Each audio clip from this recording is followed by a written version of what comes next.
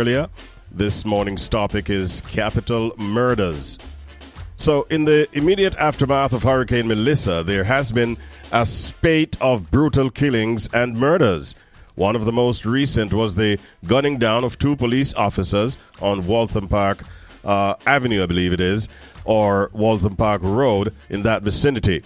It appears as if this type of carnage is not one that can be dampened or halted by the devastation of a Category 5 hurricane. But the laws of the land are not blown away or silenced by devastating weather events. Under the law, some of these killings can be classified as capital murders. In this segment this morning, we will be taking a look at the offense of capital murder. We will explain how it is different from other types of murder, and I'm sure that Mr. McKenzie will help us to understand exactly what capital murders is.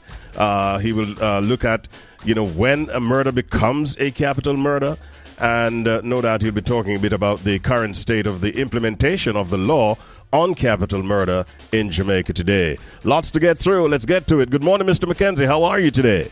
I'm fine, thank you, sir. Welcome to the program once again. Yes? Indeed, I hope you are well. Well enough to do the program, but I'm on the mend, fighting the sniffles. Yeah, you're fighting a good fight. I can hear it in your voice. Yes, but I'm getting there. Thank you. Capital murder. Yes. Yeah, well, what is capital murder? Obviously, the name murder in it suggests that type of murder. But being capital murder is what the law says it is. And that law is called the Offences Against a Person Act. It makes capital murder the type of murder for which, if you are convicted, you get the death sentence. Now, prior to 1992, that's the year the Offense Against a Person Act was amended. All persons tried and convicted of murder, no matter how it is committed, would be sentenced to death.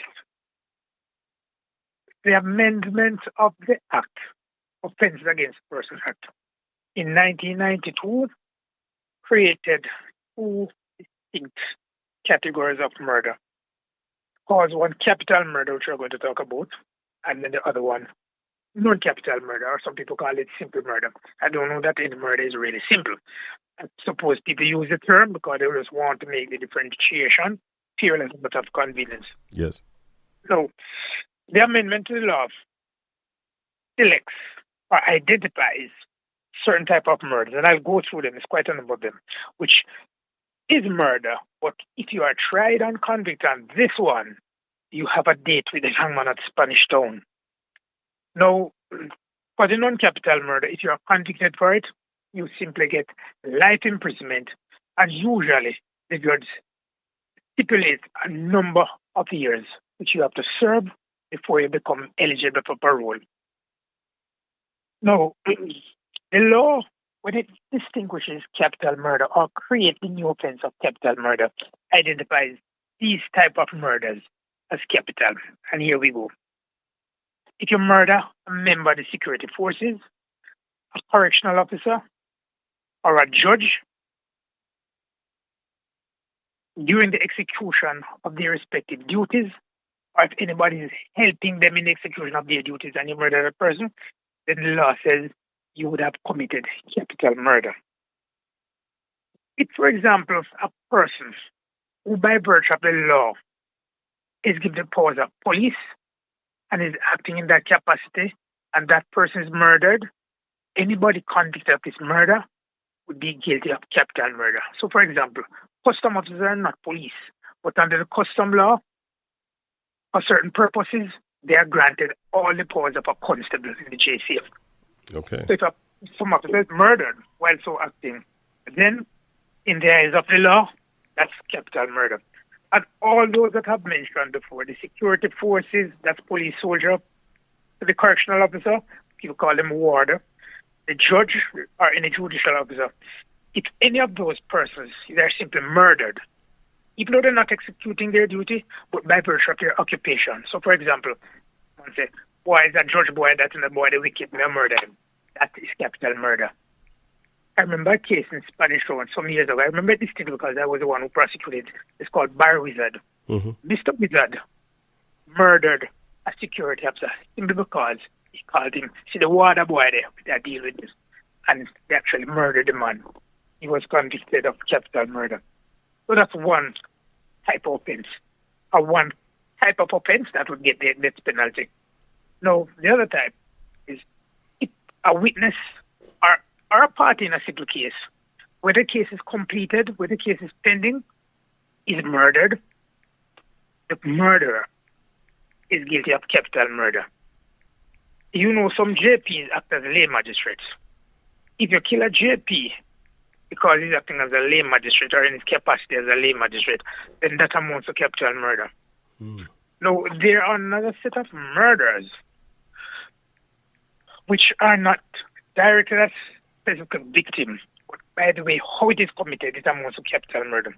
So, for example, if in the course of a robbery, in the course of a burglary or breaking, in the course of arson of a dwelling house, what we call burn down people living out, or in any sexual offense at all, the victim is killed, or anybody in the vicinity of where the offense is committed is killed, then the person who did the killing is guilty of capital murder. Another type of murder that attracts a death penalty is capital murder is the one in which case the person could possibly convicted without even laying a finger or ever seeing the victim, and the one that is commonly called contract murder. And the contract murder, anybody who's a part of that contract, you could be living in Timbuktu, if the murder is in Jamaica, you could have not even passed a dime over to the actual trigger man or the killer. Then once you are convicted for that murder, it's capital murder. And in the contract murder, the murderer or the persons who are going to carry out the offense need not have received a cent or a value. As long as it was promised or it was agreed that if you rob out Tom Jones, you are going to get a Benz or you are going to $1 million. Whether or not the Benz is passed over or the $1 million is passed over, once the murder was in furtherance of that arrangement and you are guilty, you are going to see the hangman. Okay. And finally, murder committed in the act of terrorism. They refer to the act of terrorism when the murder is so what we call in our local word brawling and so big and bad that it is intended to create terror in all those people around it. So, for example, the murder that took place down by Clarendon a couple months ago, in which about 8 people were killed. Yes. That murder, you could regard that murder as a murder in an act of terrorism. To intimidate everybody around and to send a message. Say, look, don't do this, or look, this is what we can do. People like those, killers like those, would be guilty of capital murder. Now, outside those specific type of murders that I've just described, there is a type of non-capital murder. And let me repeat, the non-capital murder is the one that does not attract a death sentence. There are some non-capital murders which, by virtue of the particular circumstances, becomes capital murder. And let me tell you what they are. If a man is convicted of a non-capital murder, but last year, 2 years ago, 3 years ago, he was convicted for another non-capital murder, what the prosecution does is serve you notice that by virtue of this past conviction of a murder, we are now indicting you for capital murder. So even though it's a one single murder committed at the time for which you are charged, if you have a previous conviction for murder, then this one murder will now cause you to attract the death sentence. So that's one. The other one in which a non-capital murder becomes capital murder is multiple murders. So let's use back the policeman at Constant Spring that you use in your leading, and the one at Clarendon.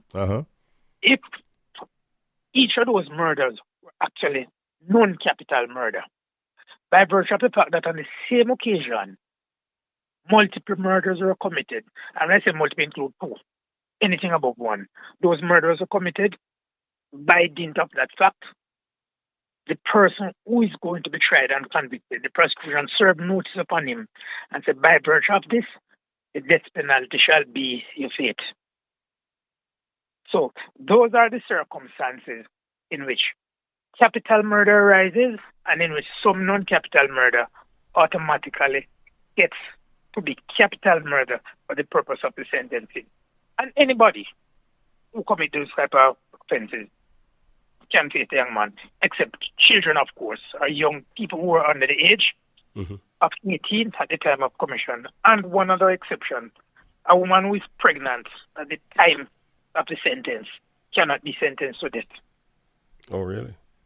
Look, but interestingly, let me tell you something about that one, because it is easy for a female to come and say, yes, I'm pregnant, if you're convicted and your good lawyer is giving a plea of mitigation on your behalf. But it's not just your word. There's actually a jury convened, even the same jury tried you, and evidence is taken. You can call your doctor, your OBGYN, or anybody to prove that you are pregnant. And so once they prove that, if the jury finds upon that evidence that you as the woman is indeed pregnant, then that's a finding that binds the court, ties the court, and the court cannot impose a death sentence. But a jury may not accept a doctor's evidence about the pregnancy of any woman. I mean, a jury may say, look, I'm not accepting you, you're a great doctor, you're an OBGYN, but I'm of the view that the woman pay you because she wants to skip death penalty. I don't accept your evidence. As far as we are concerned, we don't find that she's pregnant. That's a jury finding, and the judge must act upon it. So that's how it is. Okay. Now, let's look at the state of the law in the next few minutes we have in Jamaica when it comes to death penalty. Because I think anybody who has ever lived for 1 week in Jamaica would realize that nobody's getting the death penalty. None whatsoever. No matter what happens. The irony about it is it's still on our law books. But let's dress back a little back further in history. The last person to be hanged in Jamaica for murder was a man by the name of Mr. Nathan Foster, and that death penalty on him was carried out in February 1988 in the gallows at Spanish Town. Since then, we have not had another execution in this country. 1988 would probably put us close to 40 years, if not more. Now, since then, the Pratt and Morgan case, Pratt and Morgan was probably, I think, early 90s, 1992, 93. But that case, in which the death penalty was imposed upon them, worked its way all the way up to the Privy Council. And the Privy Council, oh, by the way, I detailed that the Privy Council were law lords from the English judiciary in England, where death penalty has been abolished. Of course, they come to the whole business of death penalty with a certain type of mindset and a philosophy.